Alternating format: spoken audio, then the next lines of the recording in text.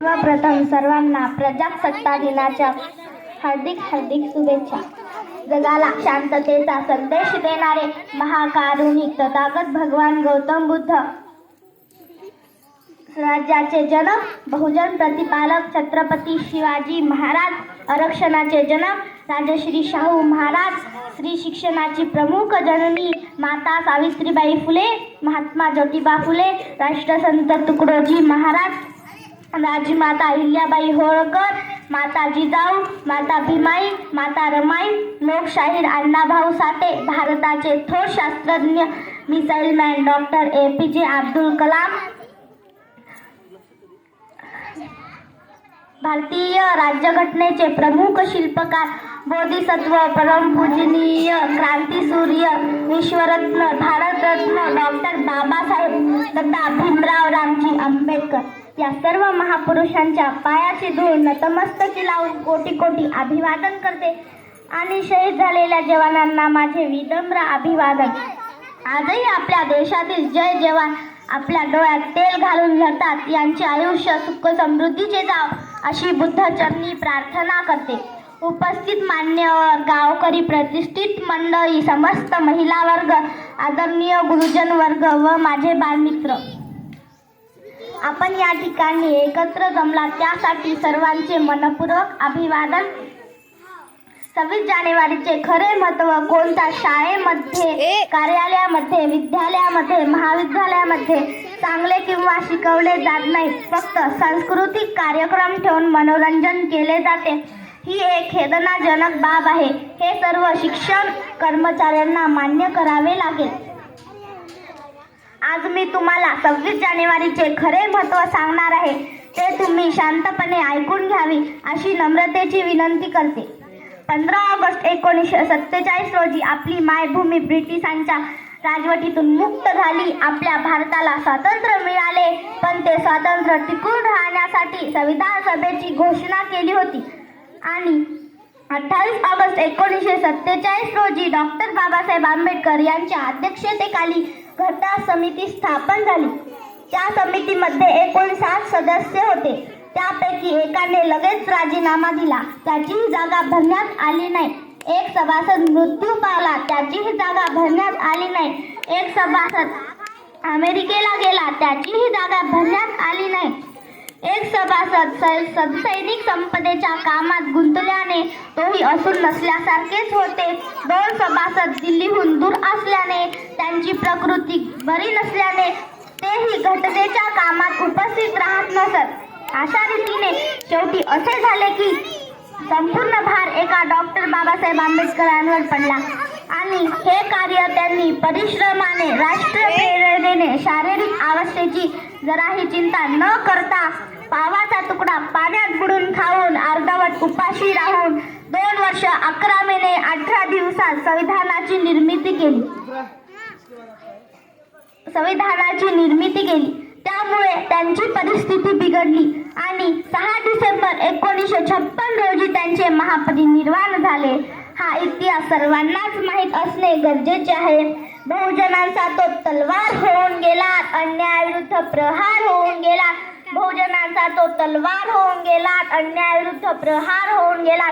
होतात तुम्ही गरीबच, मात्र या जगाचं कोहिनूर होऊन गेला. या जगाचं कोहिनूर होऊन गेला.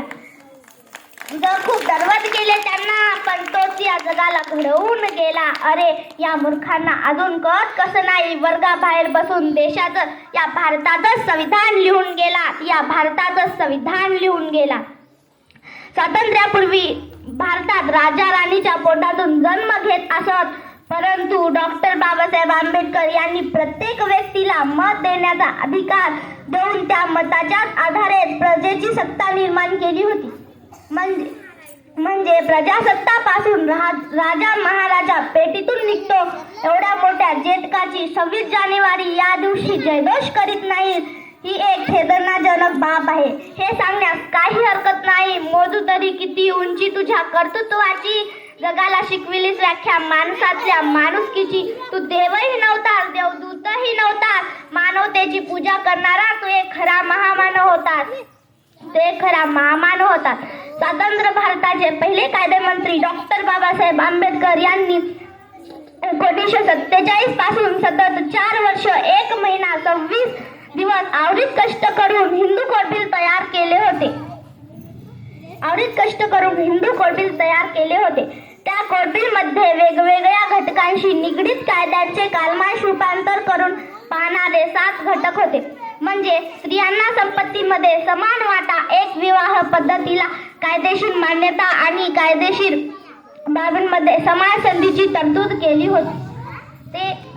ते कोड बिल त्यांनी 24 फेब्रुवारी 1947 रोजी डॉक्टर बाबासाहेब आंबेडकर यांनी संसदेत मांडले होते. परंतु डॉक्टर राजेंद्र प्रसाद, शंकराचार्य, रामानंद सरस्वती, स्वामी तारपत्री, डॉक्टर पट्टप्प सिद्धारमैया या 5 नेत्यांनी हिंदू कोड बिल नाकारले. 27 सप्टेंबर 1947 साली स्वतंत्र भारताच्या नेहरूंच्या नेतृत्वाखाली मंत्रिमंडळातून महिलांच्या हक्कासाठी असलेले हिंदू कोड बिल पास न झाल्यामुळे डॉक्टर बाबासाहेब आंबेडकर यांनी कायदेमंत्री पदावर लाथ मारली आणि राजीनामा दिला होता. लूटी जा रही थी मानवता भली बाजार में, तब कहा था राम, फैल गया था जहल विषमता के संसार में, तब कहा था श्याम, अरे कोई नहीं था भगवान है तो पुतले थे मिट्टी के, अरे कोई नहीं था भगवान है तो पुतले थे मिट्टी के, सर ऊंचा कर गया वो तो हमारा भीम महान, वो तो हमारा भीम महान. बाबासाहेबांचे हिंदू कोड बिल तथ्य होतं मान्य झाले असते तर हिंदू समाजातील सर्व भेद आणि अन्याय विषमता नष्ट होऊन हिंदू समाज अत्यंत तेजस्वी व बलशाली झाला असता. पण दुर्दैव या भारताचे विधायक पास झाले असते तर भारत जगात सत्ता म्हणून राहिला असता. डॉक्टर बाबासाहेब आंबेडकरांनी भारतातील प्रत्येक महिलावर उपकार कर्ज केले आहेत, त्याचे व्याज मरेपर्यंत न फिरणारे आहे. बहुजन प्रतिपालक छत्रपती शिवाजी महाराज यांनी हाती तलवार घेतली ही काळाचीच गरज होती आणि भारतात विषमता दूर करण्यासाठी डॉक्टर बाबासाहेब आंबेडकर यांनी हाती लेखणी घेतली ही देखील काळाचीच गरज होती. म्हणून हे दोघे आम्हाला वंदनीय आहेत.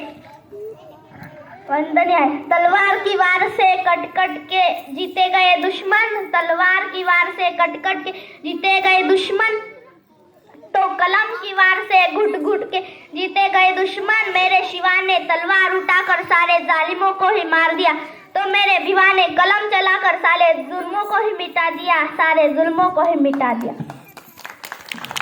भारतीय संविधानामध्ये प्रत्येक नागरिकाला समानतेचा अधिकार, समतेचा अधिकार, धार्मिक स्वातंत्र्य, शिक्षण, संस्कृती जपण्याचा अधिकार, संपत्तीचा अधिकार, संविधान उपचाराचा अधिकार हे सर्व मूलभूत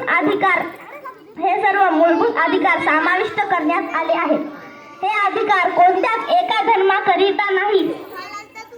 मग संविधानाचा इतका तिरस्कार का करता? संविधानाचे पुतळे का फोड़ले जाता? जिनके बाप दादाओं में संविधान लिखने की औकात नहीं थी, वो औलाद आज संविधान का विरोध कर रही है. आज संविधान का विरोध कर रही है. सूरज को क्या पता चांद क्या होता है, जमी को क्या पता आसमान क्या होता है. जिंदगी भर भगवान के नाम पर भीख मांग के खाते हैं, उन्हें क्या पता संविधान क्या होता है. शेवटी मी एवढेच सांगू इच्छिते, ज्यांच्यामुळे लाखो घरांचा उद्धार झाला, हिंदूबायांना जगण्या शिकण्याचा अधिकार मिळाला. कोटी कोटी अभिवादन त्या महामानवाला ज्यांनी संविधान रूपी समतेचा अधिकार दिला. जय हिंद, जय संविधान.